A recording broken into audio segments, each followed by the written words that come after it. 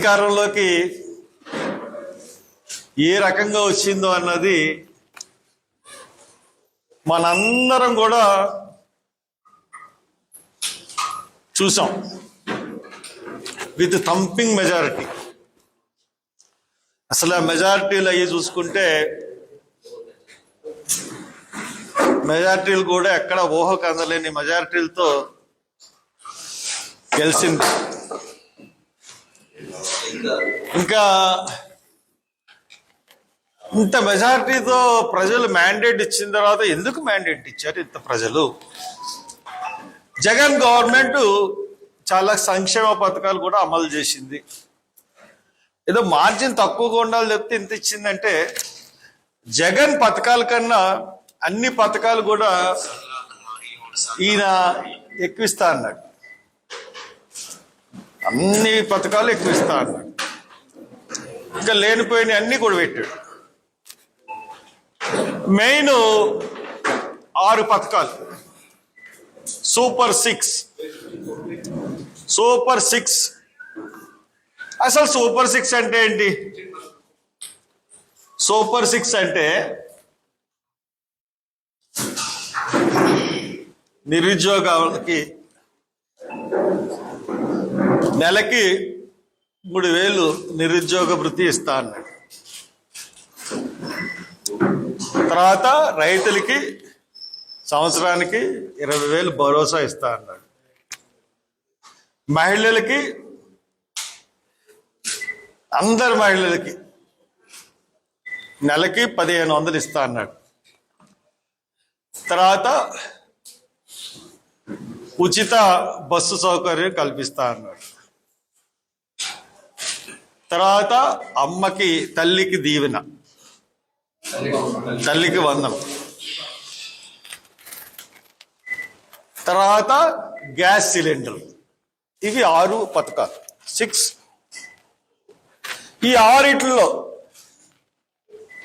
నిరుద్యోగ వృత్తి కానీ, రైతుకి 20,000 కానీ, మహిళలకు 1,500 కానీ, లేదంటే ఉచిత బస్సు కానీ, లేదంటే మహిళలకి ఉచిత బస్సు సౌకర్యం కానీ, వారోజు తల్లికి వందనం కానీ, ఈ 6 ఏమన్నా ఇచ్చాడా?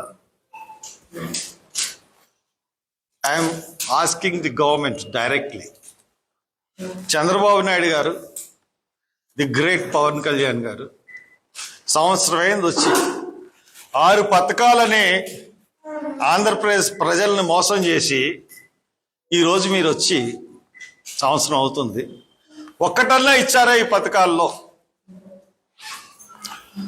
ఈ 6 పథకాల్లో వాళ్ళు ఇచ్చింది ఏంటంటే ఒక్క సిలిండర్. సంవత్సరానికి 3 ఇస్తా అన్న సిలిండర్లు, ఉచిత సిలిండర్లు ఒక్కటి ఇచ్చారు. ఈ మొత్తం 6 పథకాలు కాదని ఎవరన్నా చెప్పగలరా? ఎవరన్నా సరే చెప్పగలరా? ఆంధ్రప్రదేశ్ ప్రజలను అడుగుతున్నాను, ఆంధ్రప్రదేశ్లోని అన్ని పార్టీలను అడుగుతున్నాను, తెలుగుదేశం పార్టీ అధ్యక్షులను అడుగుతున్నాను, జనసేన పార్టీ అధ్యక్షులను అడుగుతా ఉన్నాను, బీజేపీ పార్టీ అధ్యక్షులను అడుగుతా ఉన్నాను. మోసపూరితమైన హామీలు ఇచ్చి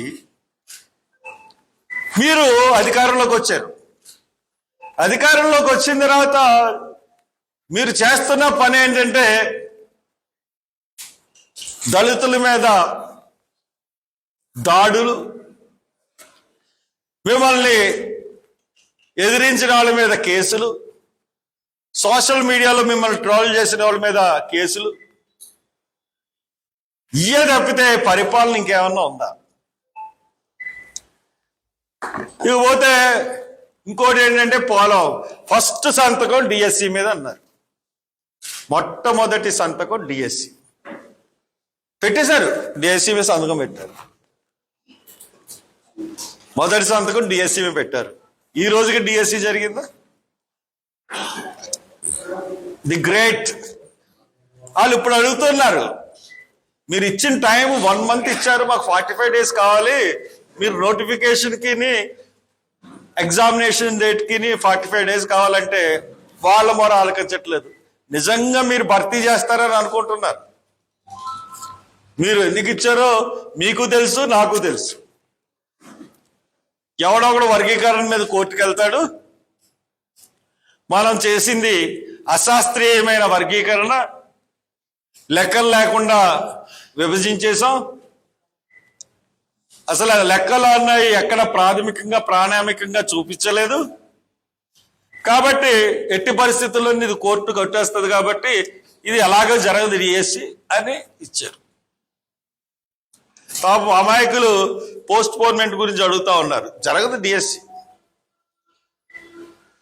ఎందువల్లంటే ఈ వర్గీకరణ అన్న అస్త్రాన్ని పెట్టుకుని ఇంకా దీన్ని పోస్ట్ పోన్ చేయడానికి చేస్తారు. ఇక పోలవరం సంవత్సరం అయింది. వచ్చిన సంవత్సరంలోనే పూర్తి చేసేస్తా ఉన్నారు. తీరా చూస్తే అన్ని తప్పుడు వ్యవహారాలు. కాంట్రాక్టులని ప్రతి ముఖ్యమంత్రి కాంట్రాక్టుని మార్చుకున్నవాడే. ఫ్రమ్ రాజశేఖర రెడ్డి గారు ఇది మొదలెట్టేప్పటి నుంచి ఇప్పటి వరకు ఒక్క రోసయ్య గారు తప్పితే తక్కిన వాళ్ళందరూ కూడా తమకు ఇష్టం వచ్చిన వాళ్ళని కాంట్రాక్టుల కింద పెట్టుకుని చేసుకుంటానే వచ్చినారే. మీరు కూడా అంతే. అక్కడ కాళేశ్వరం మేడిగడ్డ దాని మీద కమిషన్ జరుగుతూ ఉంటే ప్రధాన కాంట్రాక్టర్ మెగా ఇంజనీరింగ్ మీకు డబ్బులు ఇచ్చాడు, మోడీకి డబ్బులు ఇచ్చాడు, పవన్ కళ్యాణ్కి డబ్బులు ఇచ్చాడు, ఆఖరి కాంగ్రెస్ కూడా డబ్బులు ఇచ్చాడు అని చెప్పేసి వార్తలు వచ్చినాయి. అతనికి మీరు కాంట్రాక్టర్ ఇచ్చారు. కాంట్రాక్టర్ అతనికే ఇచ్చారు. ఢిల్లీ వాళ్ళతో కుదరదు, ఎవరికో నవయోగం పోతే లేదు బావరును వాళ్ళు వీళ్ళు అందరూ కలిపి చేయాలన్నారు. మరి మీరు, నేను మొదటి నుంచి చెప్తున్నాను డయాఫ్రామ్ వాల్, మరి నేను చెప్పిందే కరెక్ట్ అయింది కదా. మరి ఇంతకుముందు కట్టినట్టుగా డయాఫ్రామ్ వాల్ ఇప్పుడు ఎందుకు కట్టలేదు? ఇప్పుడు కట్టినట్టు ఇంతకు ముందు ఎందుకు కట్టలేదు? ఇప్పుడు వ్యాసార్థం పెంచారు డయాఫ్రామ్ వాల్. అప్పుడు సన్న డయాఫ్రామ్ వాల్, ఇప్పుడు బాగా 2 డయాఫ్రామ్ వాల్ బదులు పెద్ద డయాఫ్రామ్ వాల్ కట్టారు. కానీ నిన్ను ఇప్పుడు ఎక్స్పర్ట్స్ కమిటీ ఏం చెప్పిందంటే చాలా క్లియర్గా చెప్పింది, ప్రతి పునాది కూడా రాక్ లోనికి వెళ్ళమంది.